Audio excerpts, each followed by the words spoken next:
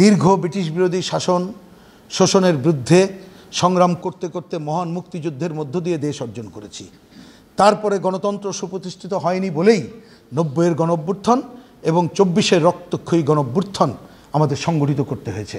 তাহলে আমাদের অন্যতম ভিত্তি হচ্ছে 71। 72-এর সংবিধান তার কতগুলো অসম্পূর্ণতা সেটা দূর করতে হবে। এইটাকে পুনর্লিখন বা অন্য কিছুর প্রয়োজন নেই। 71-এর চেতনাকে ভুলণ্ঠিত করে এমন কোনো কাজের সুযোগ সংস্কারের নামেও দেওয়াটা যথাযথ হবে না বলে আমরা মনে করি। যে আমরা যে লক্ষ্য থেকে অগ্রসর হচ্ছি কমিউনিস্ট পার্টি, আপনারা সংস্কারের কাজ কিছুটা হলেও যদি সংস্কারের বক্তব্য ঐক্যমত্যভাবে রেডি করে যেতে পারেন, সেইটা আমাদের জন্য একটা পজিটিভ কাজ হিসাবে বিবেচিত হবে। এইটা আমরা একটা ওনাকে মনে করিয়ে দিয়েছি। দ্বিতীয়ত ওনাকে আমরা মনে করিয়ে দিয়েছি যে মনে রাখা দরকার, এই সংস্কারের যে প্রস্তাবগুলো আপনারা দিয়েছেন, যতটুকু আমরা ঐক্যমত হচ্ছি বা হচ্ছি না, এগুলো শেষ বেলায় কে এইটার দায়িত্ব পালন করবে? করবে দেশের জনগণ, তারাই ঠিক করবে। আর দেশের জনগণ মানে 18 কোটি জনগণকে তো আমরা স্টেডিয়ামে নিয়ে এসে তাদের মত নিতে পারবো না। তাহলে সেই মত নেওয়ার পদ্ধতি হলো সুষ্ঠু, গ্রহণযোগ্য, অবাধ নির্বাচন নিশ্চিত করতে হবে এবং নির্বাচিত সংসদ, এই যে প্রস্তাবগুলো আমরা ঐক্যমত্য হব, সেইটা যাতে নির্বাচিত সংসদ সেইটা সম্পন্ন করতে পারে, সেই কাজটা করতে হবে। এটা মনে রেখেই আমাদের আলোচনা করতে হবে।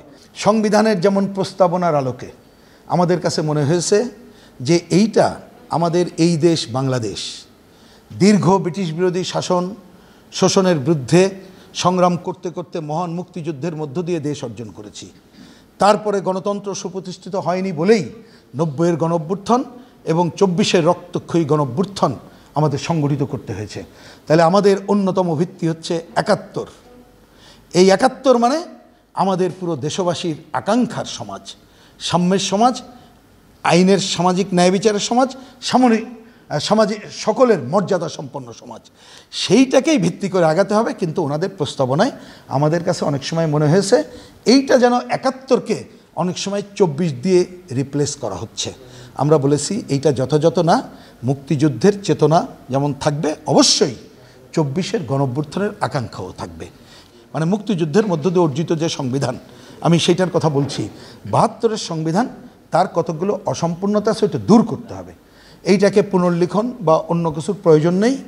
তার জন্যে প্রধানত যে মূলনীতি, সংবিধানের 4টি মূলনীতি, সেইটা অব্যাহত রেখেই এই কাজগুলো আমাদের করে এগিয়ে যেতে হবে। বাংলাদেশের মানুষের অন্ন, বস্ত্র, শিক্ষা, চিকিৎসা, বাসস্থান, এই মৌলিক অধিকারের সাংবিধানিক গ্যারান্টি নিশ্চিত করতে হবে। ওনাদের প্রপোজালে দেখবেন যে এটা আমরা পর্যায়ক্রমে করবো। আমরা বলছি যে না, এটা পর্যায়ক্রমে রাখার ব্যাপার নেই। এমনভাবে সংবিধানে নিশ্চিত করতে আমরা চাই যাতে করে কেউ চাকরি যার নাই, সে কোর্টে যেয়ে বলতে পারে আমার চাকরি নাই, সরকার দিতে বাধ্য হবে, আমি খেতে পারছি না, সরকার দিতে বাধ্য হবে। এরকম একটা ফান্ডামেন্টাল জায়গায় ওনাদের সাথে আমাদের দ্বিমত আছে।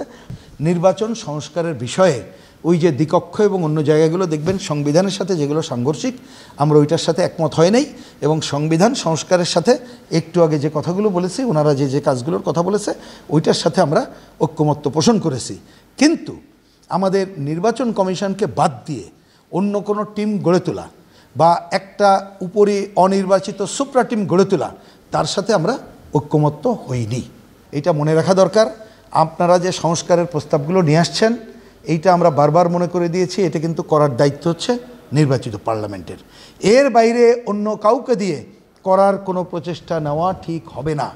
একই সাথে আমাদের গণঅভ্যুত্থানের চেতনাকে ভুলণ্ঠিত করে, 71-এর চেতনাকে ভুলণ্ঠিত করে এমন কোনো কাজের সুযোগ সংস্কারের নামেও দেওয়াটা যথাযথ হবে না বলে আমরা মনে করি। বান্ডেল থাকলে প্রতি সেনমানিতে টাকা বাঁচবে। বিকাশ সেনমানি বান্ডেল কিনে জিতুন প্রতি লেনদেনে।